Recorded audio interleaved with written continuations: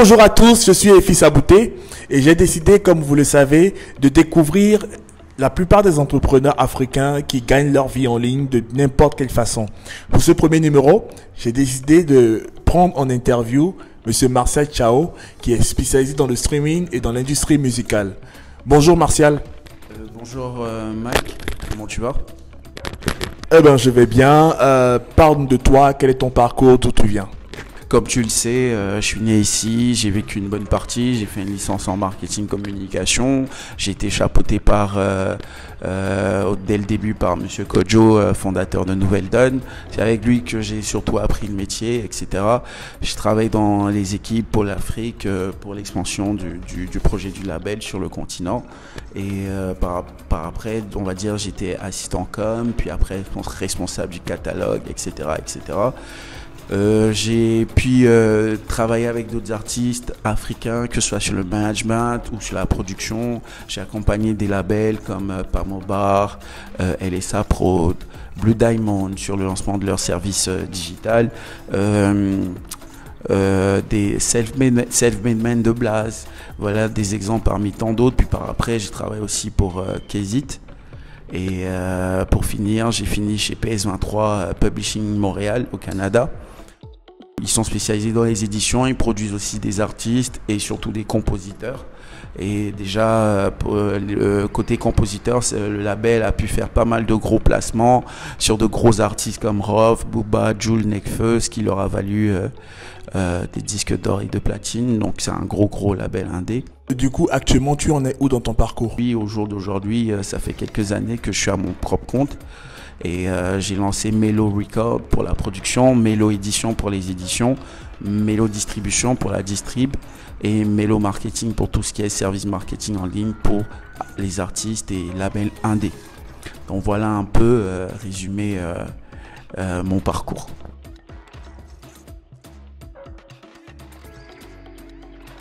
Quand on parle de catalogue, c'est techniquement l'ensemble, ça englobe l'ensemble des chansons produites par un label.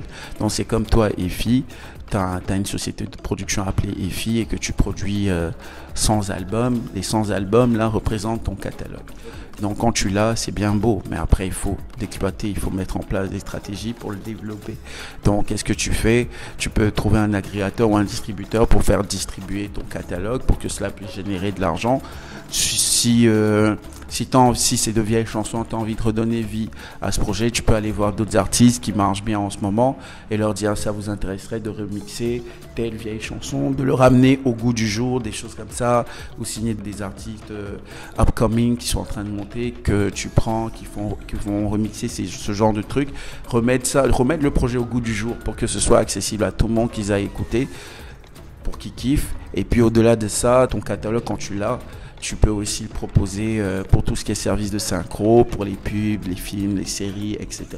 Parce que ça aussi, c'est d'autres sources de revenus rattachées à l'utilisation, à l'exploitation du catalogue. Donc voilà. C'est assez impressionnant, vu comme ça. Je voudrais savoir, que penses-tu de l'industrie musicale en Afrique? Je peux te dire qu'il y a une grosse évolution sur le continent. Surtout, je ne vais pas parler des pays anglophones. Mais si je m'attarde sur les pays francophones, il y a une grosse évolution. Je constate que, je dirais, les artistes, il y a 3-4 ans, difficilement il y a des artistes qui faisaient 100 000 vues. Mais aujourd'hui, au jour d'aujourd'hui, en 2021, on se rend compte que les mêmes artistes font facile 300, 400, 500 000 vues, parfois 800, 1 million de vues sur YouTube. Ce qui prouve que quoi? Que le taux de pénétration d'Internet en Afrique francophone a dû augmenter, probablement, parce que je me rends compte sur le terrain que de plus en plus de maisons sont dotées d'Internet à la maison, dans leur foyer, etc. Et les gens se connectent beaucoup plus. Je pense qu'on ne va pas reculer, on ne fera qu'avancer parce que ça va faire que s'améliorer. Donc les taux de consommation sur Internet vont être multipliés par, 5, 10, 20 et ça ne va faire qu'accroître toutes les possibilités sur le stream, etc. et permettre aux artistes de générer encore plus de revenus.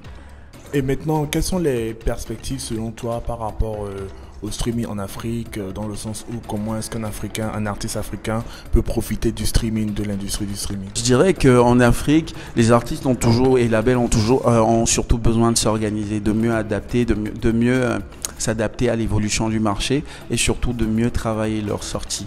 Parce que c'est là où les gens y pêchent beaucoup. La musique aujourd'hui, ce n'est plus rentrer en studio, faire une chanson, faire un clip et le drop sur YouTube. Et c'est fini, on va dormir. Ça marche plus comme ça, là. En dehors de la promo conventionnelle qu'on fait radio, presse, médias, blablabla, TV, il faut beaucoup se concentrer sur le digital, sur le marketing en ligne. Qu'est-ce que tu fais de ton Facebook, de ton Instagram, de ta chaîne YouTube, de ton TikTok, de ton Snap, de ton compte Snap, etc. Qu'est-ce que ta communauté, tu l'entretiens comment? Déjà, un bon artiste qui se respecte doit être capable de faire un post tous les 48 heures pour entretenir sa communauté. Qu'est-ce que tu publies? Il faut être capable de travailler sur tout ça, de le définir en avance. Mais ce que je dirais beaucoup plus pour entrer dans la pratique, c'est que les gens pêchent beaucoup au niveau des sorties. C'est-à-dire, tu veux sortir une chanson, il faut le préparer 4 à 6 semaines à l'avance. Donc, tu définis tes partenaires avec qui je travaille. Aujourd'hui, c'est primordial de définir, de choisir son distributeur. Qu'est-ce qu'il m'offre? Quels sont les avantages à signer là-bas? Quel est le taux de rémunération qu'il applique? Il faut comprendre tout cela. Puis après, tu prépares ta sortie 4 à 6 semaines à l'avance. Cela te permet d'être sûr que ta chanson ira dans tous les stores, ira au niveau de toutes les plateformes de streaming. Ça, c'est le premier point. Deuxième avantage, ça te permet de travailler en amont pour aller chercher les playlists officielles, de pitcher ton projet au curateur officiel pour que ton titre puisse rentrer dans les playlists. Parce qu'aujourd'hui, c'est le nerf de la guerre. Si ton titre rentre dans une grosse playlist, c'est automatique que tu fasses beaucoup de streams. Donc, qui dit beaucoup de streams, dit en même temps beaucoup plus d'argent. Mais quand même, je vais prendre soin de nuancer. Et après, les taux de rémunération sont définis en fonction du territoire. Tu es d'accord avec moi que tu fais plus de streams en France, tu toucheras plus de sous parce qu'il y a plus d'abonnés. Et si jamais même c'est du freemium, il y a plus de publicités qui sont appliquées à la chanson. Tu vois, mais quand tu es en Afrique, il n'y a pas beaucoup de pubs, par exemple sur YouTube, donc le taux de rémunération automatiquement est beaucoup plus faible. Donc il y a tout ça, tous ces paramètres qui rentrent en compte et il faut toujours tenir compte de tous ces aspects. Et quand tu prépares ta sortie comme ça, tu arrives à pitcher, à défaut d'avoir les playlists officielles, tu peux te rabattre sur les playlists indés. Un gars lambda comme toi ou moi qui a une playlist qui a 30 000, 10 000 abonnés, 50 ou 100 000, tu peux faire des mails, démarcher ces gens, avoir les playlists indés. Parfois, ça aide, ça peut créer le hype et te permettre au final d'avoir une playlist officielle qui te met en avant et tout ça. Donc, c'est super important de faire ça. C'est super important d'aller faire faire des campagnes ads par exemple avec Facebook et Instagram.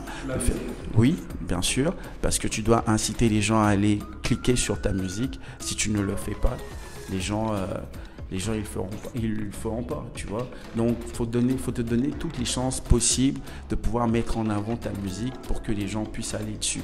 Même principe pour YouTube. Et parfois même il faut démarcher des sites qui sont prêts, visiter, placer tout son clip dessus, aller sur des programmes, parfois il y a des gens qui vont sur des programmes click to pay, etc. pour que les gens, pour que le maximum de personnes puissent être en mesure d'accéder à ce genre de contenu, parce que ça revient toujours à la même chose, plus ta musique est streamée, plus tu génères des revenus.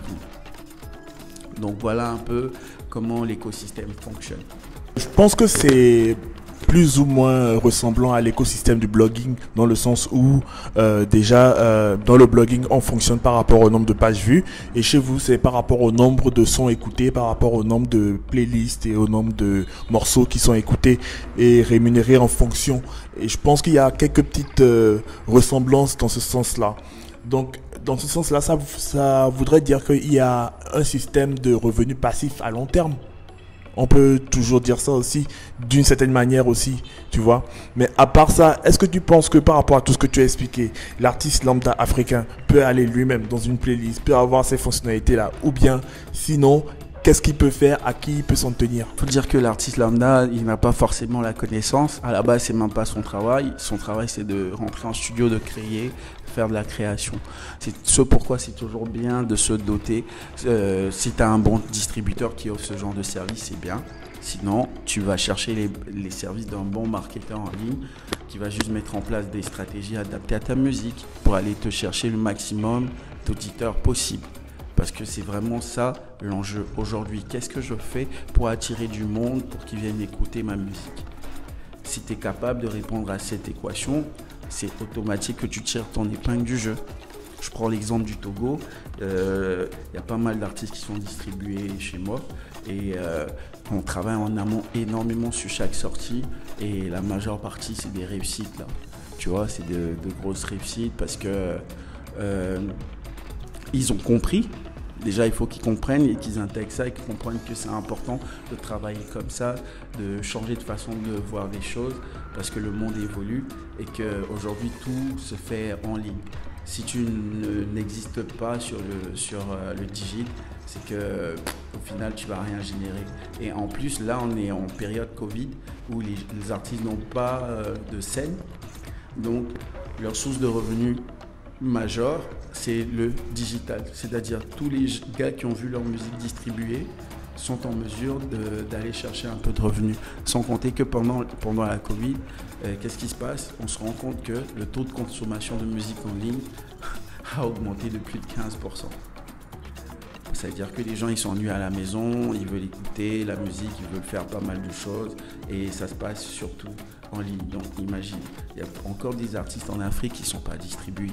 C'est-à-dire qu'eux, ils n'ont même pas accès à cette manne financière, tu vois. Et techniquement, pour tous les artistes distribués, c'est l'occasion d'être régulier en sortie, de mieux travailler ses sorties et de se doter d'un bon marketeur en ligne qui est capable de les aider et de leur donner les moyens nécessaires de pouvoir aller chercher toujours plus de personnes qui seront en mesure de venir écouter votre musique. Donc plus vous êtes écouté, plus vos vidéos sont regardées, plus vous générez de l'argent. C'est automatique. Ça signifie que ça équivaut au fait de créer du contenu pour les créateurs de contenu, donc pour les artistes, de faire autant de sons et autant de clips, c'est ça? Mais sachant en fait que le coût de production d'un clip en Afrique, c'est quand même assez chaud selon les revenus. Penses-tu que les artistes africains peuvent tirer leur épingle du jeu de cette façon, en un premier temps et en un second temps?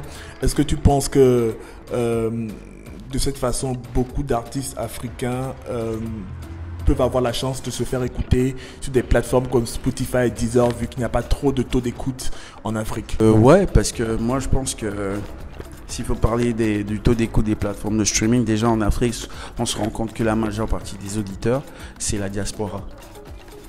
Que ce soit sur Spotify, Apple Music, même parfois YouTube, tu te rends compte que la diaspora, ils sont très actifs, ils regardent. Donc ça, c'est le premier point. Ce point, il ne faut pas le négliger non plus. Maintenant, localement, les gens, ils regardent. On ne va pas dire le contraire, ils regardent. Spotify vient d'ouvrir sur quasiment toute l'Afrique. Donc aujourd'hui, les gens n'ont plus d'arguments, en fait. Donc tu peux aller, même si c'est du freemium, il y a la publicité qui est appliquée et ça génère quand même un petit quelque chose. Donc voilà un peu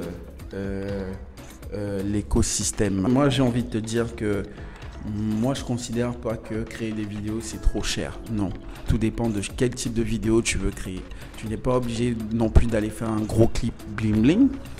Moi, je me dis, tu t'assures de faire une bonne vidéo de qualité.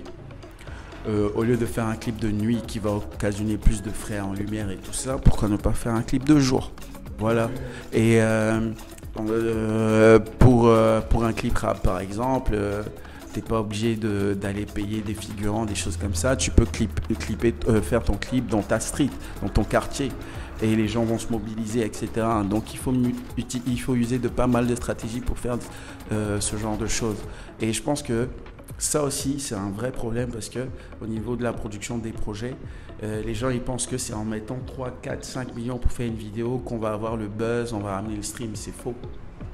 Il faut jouer surtout sur la constance.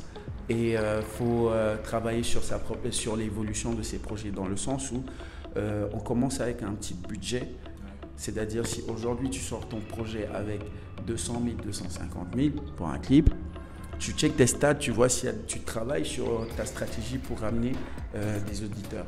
Et si tu vois qu'il y a de l'évolution, pour le prochain projet, qu'est-ce que tu fais? Tu mets 300 000.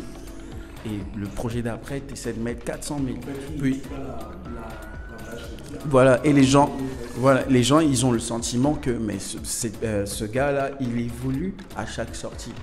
Les gens, ils aiment ça. Quand ils sentent l'évolution, ils sont encore plus chauds, ils viennent plus soutenir et c'est toujours comme ça. Mais si aujourd'hui tu fais un gros clip de 2 millions, demain tu fais un clip de 500 000 parce que le clip de 2 millions a floppé et tu n'as plus le goût de mettre autant d'argent, voilà, c'est trop risqué, c'est des investissements risqués. Donc il faut faire les choses progressivement en fonction des stats que tu ramènes, progressivement, puis tu montes et tu travailles surtout sur le marketing, c'est ça la clé. Marcel, dis-nous concrètement, quels sont tes revenus en ligne, combien tu gagnes, combien pèse réellement, quelle est la fortune de Marcel Ciao? Bon, je dirais, je vais pas trop m'avancer sur les chiffres pour pas faire de jaloux, etc. Mais je peux te dire que ouais, je vis bien et c'est intéressant dans le sens où c'est un partenariat gagnant-gagnant que tu fais avec les artistes. Plus tu les accompagnes dans leur stratégie marketing, tu les aides à avoir plus d'écoute, etc. Ils gagnent de l'argent et toi aussi. Oui, je peux dire ça parfois sur certains projets et parfois beaucoup plus, tu vois. Tout dépend, tout dépend du projet sur lequel tu travailles. 5 000 € par mois, c'est énorme sur le secteur. Ouais, mais je peux te dire que sur l'Afrique, le catalogue que je détiens, je fais plus que ça, tu vois. Et ouais. Parce qu'on a quand même un gros catalogue, on a pas mal d'artistes et aujourd'hui ces artistes sont super écoutés, qui font pas mal de streams, ils sont bien suivis sur YouTube, il y a la diaspora qui s'associe à ça et tu vois même actuellement ça nous donne des idées parce que vu qu'on a un peu de data aussi sur tout ça, on check. Et l'idée, c'est que quand tout va se stabiliser, il y a certains artistes, on va essayer de leur organiser des spectacles sur leur niche, sur les territoires où ils sont vraiment écoutés. Par exemple, je prends un exemple bête, il y a un artiste au Togo ici qui est très écouté dans la zone Maryland, aux États-Unis, tu vois. Et quand je vois les stats qu'il fait là-bas, je me dis, mais si je prends une salle de 300-400 personnes, on peut tenter un spectacle, tu vois. Donc il y a beaucoup de choses comme ça qui sont possibles. Et on va pas se limiter qu'à la distrib, aux revenus issus du streaming parce que les possibilités que ça nous offre aujourd'hui sont énormes.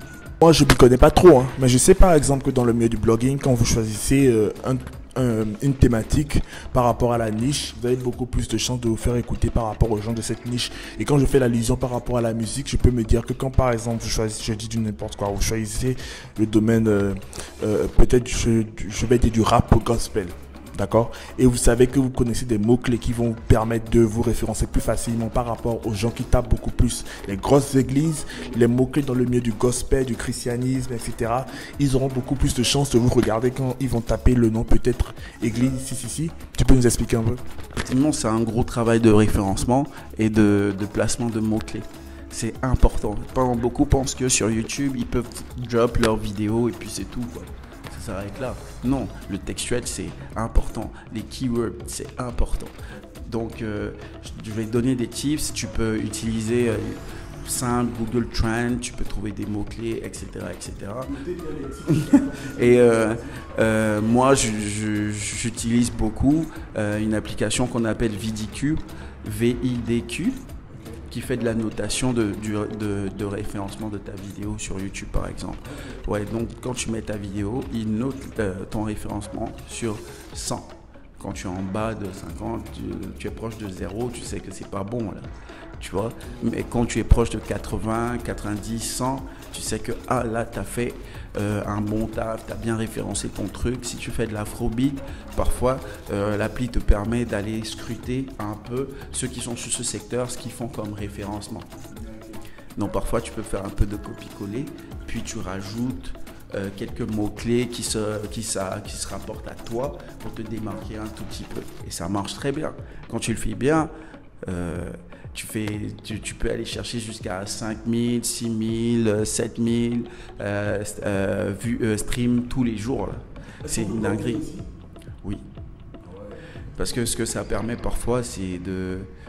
tu peux voir le référencement que quelqu'un d'autre a fait sur sa niche et tu peux le copier. C'est fou. Ben, ça, c'est un outil de malade dont tout marketeur ou tout artiste qui s'intéresse à ce genre de choses devrait s'intéresser parce que c'est un outil de malade. On n'a pas le choix, on est obligé de procéder comme ça parce que pour une plateforme comme YouTube, tu imagines le nombre de vidéos qu'on pose sur YouTube tous les jours? C'est une dinguerie. Donc tu n'as pas le choix de faire un travail de fond pour tirer ton épingle du jeu.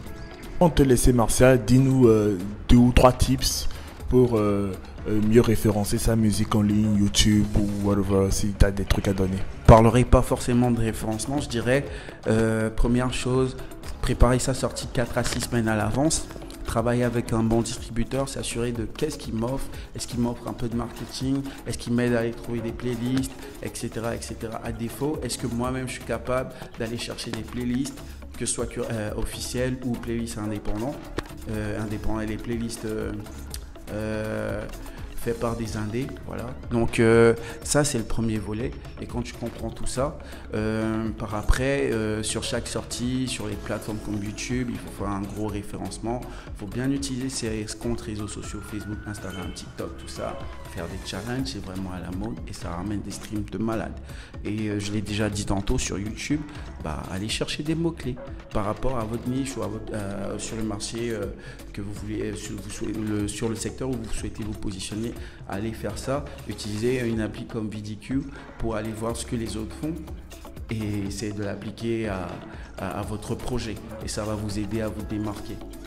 Et utiliser aussi les ads, ça aide beaucoup. Et YouTube offre tellement d'outils de malade pour se démarquer. Un exemple bête. Je prends,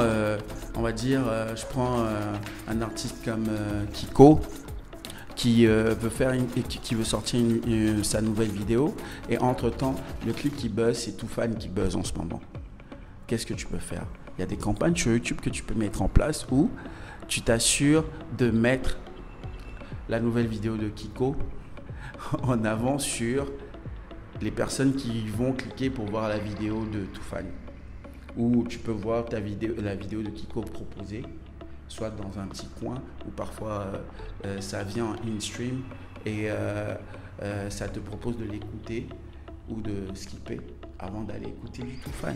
Donc c'est comme si tu t'affiliais à eux, tu t'affiliais au Toofan pour mettre en avant ta musique. Donc il y a tellement de stratégies possibles.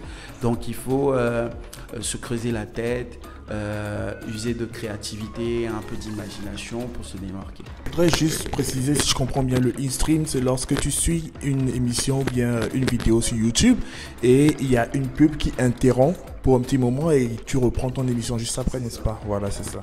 Merci Martial, ciao.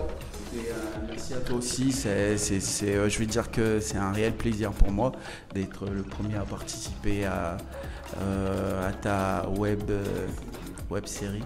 Donc n'hésite pas à t'abonner à la chaîne et lance-moi un gros pouce bleu si tu aimes ce contenu. Je m'appelle Efis Abouté, entrepreneur du web et je vais à la rencontre de beaucoup d'autres entrepreneurs du web qui gagnent leur vie en ligne. J'ai décidé de sillonner la plupart des régions pour aller à la rencontre de beaucoup d'autres entrepreneurs, de sorte qu'ils partagent avec nous comment ils ont commencé leur aventure et où est-ce qu'ils en sont jusqu'à savoir combien de revenus ils gagnent même en ligne. N'hésitez pas à vous abonner et suivez-nous. Merci.